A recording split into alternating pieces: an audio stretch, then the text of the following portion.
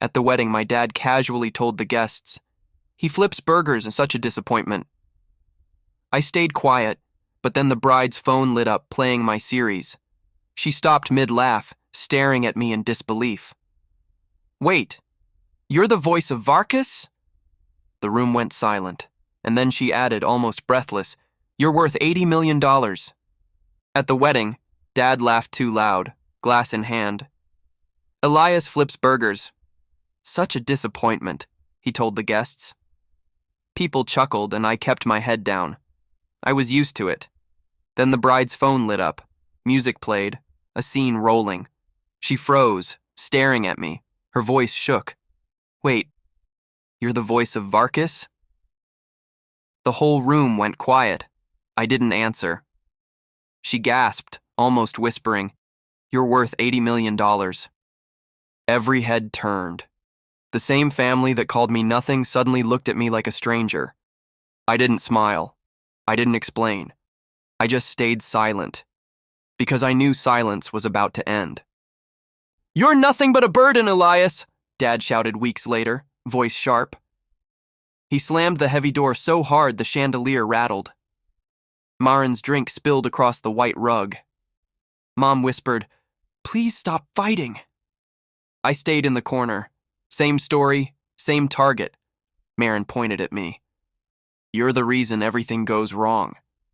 The room froze, waiting for me to answer.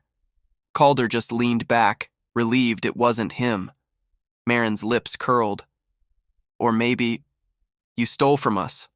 "I'm Elias Wren, 26. I've been the quiet one my whole life. Not weak, just tired. Silence was the only way to survive in this family, but silence doesn't make them love you. It makes them use you. They've always needed someone to blame. And I was easy. But tonight, I wasn't holding their weight anymore. Tonight, I was holding something else. Truth. Family members introduced.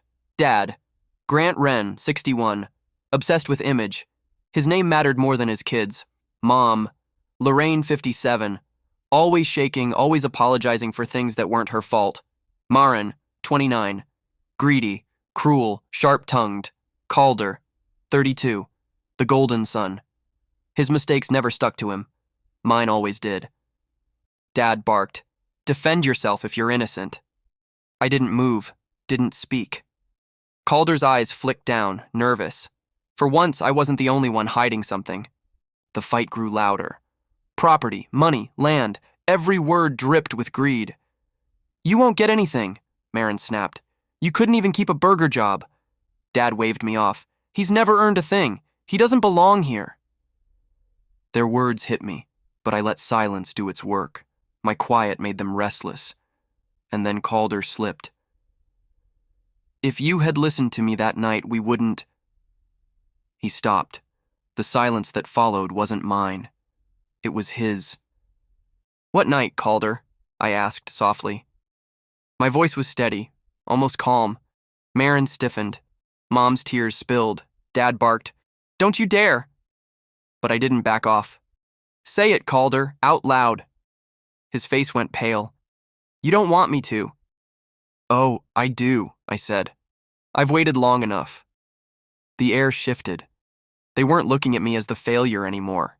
They were scared of what I might say. I was 19 when Calder tossed me his keys, drunk and reckless.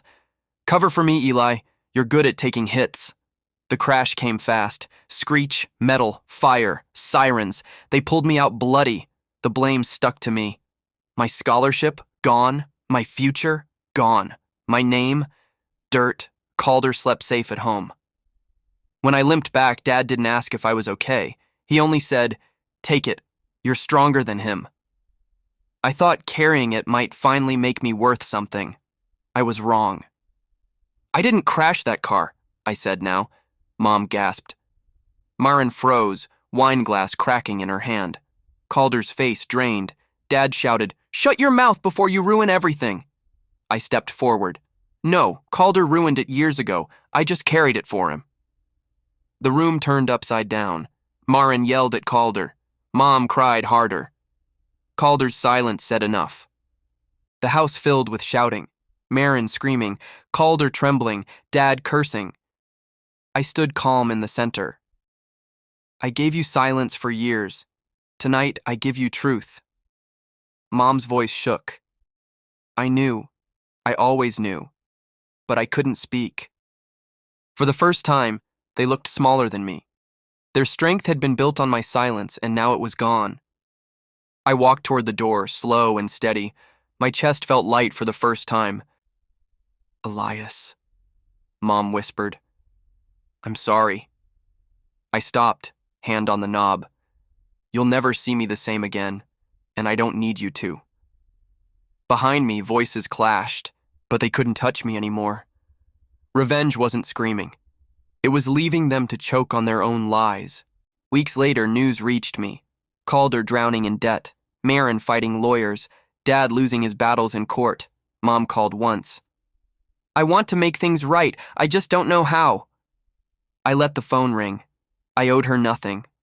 For the first time, I was only myself. Not their burden, not their failure. Just Elias Wren. And I whispered, I don't carry them anymore. If you were in my place, would you forgive or walk away forever? Tell me in the comments. Your voice matters here. Subscribe for more stories like this. Like if you felt Elias's pain. Share your own story, because silence doesn't have to last forever.